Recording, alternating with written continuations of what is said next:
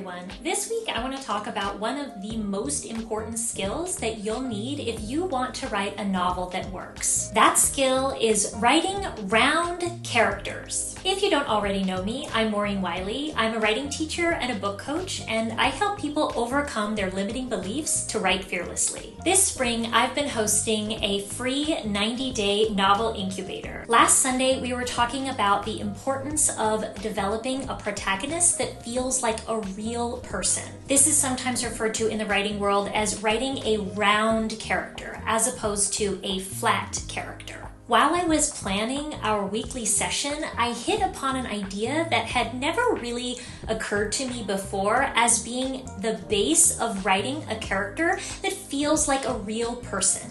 And that is to start with the character's core emotions. That way, we can write characters that feel real, that are dynamic, and feel emotionally alive. So in this video, I'm going to teach you a trick to help you write a protagonist that feels like a real person and somebody that's going to keep your reader engaged with your story from the very first page. So we have to start off by talking about what it means to write a flat character. Unfortunately, I know what a flat character looks like from my own experience writing my first novel. As much as I tried to develop my protagonist, by the time I finished my manuscript, at least where it is today, I felt like my main character didn't really have very much dimension. He was sort of flat and one note, and it was difficult to try to figure out how can I make this character rounder and realer. Oftentimes, a flat character feels stagnant, and in worst case scenarios, they feel like a stereotype or a caricature. Without round characters, especially a round protagonist, it's difficult to build the momentum that we need in order to keep our readers engaged. That momentum is known as narrative drive. The magic of having a round protagonist is not only do they keep your reader engaged in your story and turning the next page, but they create a kind of virtual reality experience for your reader as they live through the experiences that your protagonist goes through in your novel. Some people in the novel incubator have ideas about multiple characters that they wanted to develop, and I caution them that it's usually not a good idea to try to develop multiple characters at the same time because we run the risk of not fully fleshing out the emotional drive behind our protagonist actions, and that is one of the ways that can lead to our character feeling kind of flat. The protagonist is the one who drives the narrative forward, and the forces of antagonism, the villains or forces of opposition, are specifically going to impact our protagonist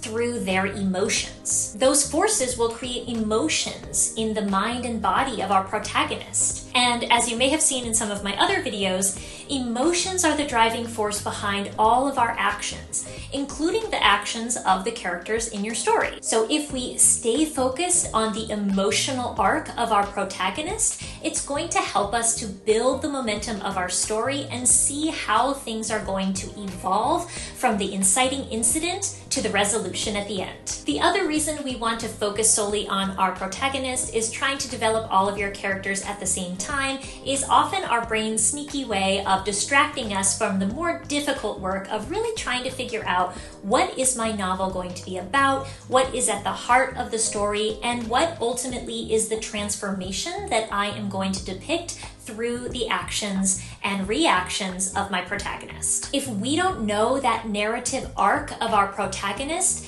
this is where we get stuck about halfway through. We write ourselves into a story corner and we end up never finishing our novel and letting that dream die. And I don't want that to happen to you. So starting at the very beginning, we have our inciting incident. That inciting incident has to create a strong emotional resonance in the protagonist. The emotions that result from the inciting incident are going to help the protagonist decide what action they need to take. And if you've been a part of my novel incubator, you know that the inciting incident has to be a watershed moment for the protagonist, after which nothing will ever be the same. When we have characters that feel emotions, act on those emotions, and grapple with the consequences, that is what keeps readers hooked and makes them want to continue reading our story. So how are we going to pull off this incredible incredible feat. I recommend starting with the core emotions by using a feelings wheel.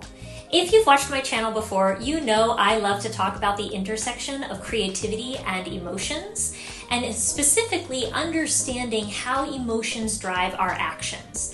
It's going to be the same thing for the characters in your story, so knowing the emotions your protagonist is experiencing at every step along the way is going to help you to stay on track and make sure that you don't write yourself into a story corner and get stuck. The first place to start would be to take a look at a feelings wheel. I'm a big fan of the feelings wheel in general. I use them in my daily life to help myself develop the skill of what's known as emotional granularity, or the ability to name and identify emotions as I'm experiencing them. This is a super valuable skill for writers as well. First, you want to identify the key emotion that your protagonist is experiencing at the very beginning of the story. Perhaps even right before the story begins, what is the core emotion that your protagonist feels in their life or about their experiences? We're going to start with selecting only one core emotion. And the reason for this is we're building the skill of constraint. When people set out to write a novel, they often have a lot of different ideas of things they want to include or elements of the story that they want to explore, and that is all super fun. But if we want to make sure that we write a story that works, we have to nail down the core elements, including the central emotion that our protagonist is experiencing at the beginning of the story. Then, just like the other side of the mirror, we need to look at what emotion do we want our protagonist to be experiencing during the resolution or the ending of the story. Essentially, where do we want them to end up at the end of their narrative arc? The reason I like to use the emotions wheel is that there are so many options. Usually in a lot of stories, particularly the kinds of novels that I like to read that include sort of quest or adventure elements, we're going to start off in what most people would consider to be a more negative emotional space. The protagonist in some way is not happy with their current existence, and the inciting incident is going to hold that into a high relief. And so it's like they'll have a mirror held up to their unhappiness, their sadness, even their anger. An example that I gave to my novel incubator students is that my protagonist in my current work in progress novel experiences resentment. I looked in the category of anger, and then to get even more granular, I realized that I want my character, my protagonist, to be coming from a place of a lot of frustration, but even more specifically, resentment towards the constraints that the society in which she lives has placed on her. Because my story is ultimately a story of independence and liberation.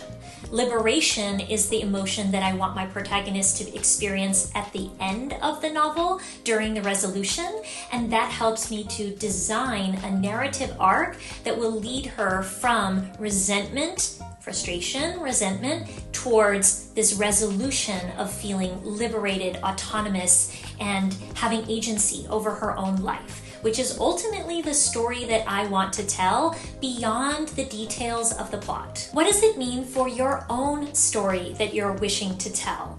What emotion do you want your protagonist to be experiencing before your story begins, so that your inciting incident can help them to start to grapple with that emotion and lead to the kind of narrative drive where they are going to tackle the forces of opposition that they encounter on their path towards the other side of the emotional arc, the emotion you wish them to be experiencing at the end of their story. One of my lovely writing students in the 90-day novel incubator, which by the way, it's totally free to join, and if you want to join us in our next session on Sunday, then you can check out the link below. This writer is working on a science fiction or speculative fiction novel set in the not so distant future. And for this story, the protagonist is a woman who experiences a lot of disempowerment in the beginning of the story, and by the end of the story, she is empowered. So sometimes your emotion at the end of the story can even actually be the mirror image of the emotion from the beginning of the story, but that doesn't always have to be the case.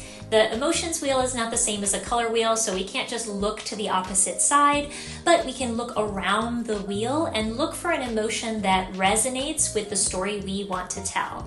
So I encourage the people who joined me in the novel incubator to look for an emotion that when they read it and they thought about their protagonist, they felt that sense of embodied resonance of that emotional state. Because that is going to help them when they write this character to enter into that character's psyche and write them as a round, fully developed, realistic seeming human being, even if they're not technically a human being, which is certainly the case for a lot of sci-fi and fantasy novels. You can even use this in nonfiction writing. When I work with clients in my book coaching business who are writing nonfiction book proposals, I invite them to think about the emotional experience of their central reader rather than the central protagonist. So there's that ideal reader that they have in mind who goes on a narrative transformation that usually has to do with starting in one emotional place and ending at another. Understanding and identifying that narrative emotional arc is the key to writing a story that works. If you want to learn more about how to write a story that works, I invite you to join our free 90-day novel incubator that's running this spring. We meet once a week on Sundays for an hour, and we have a great time talking about all the elements that you need to write the novel of your dreams. It's not too late to join. You can join at any time, and all the replays are also available on my Substack, which is linked below. I can't wait to see you there. Thanks for watching, and I'll see you next time.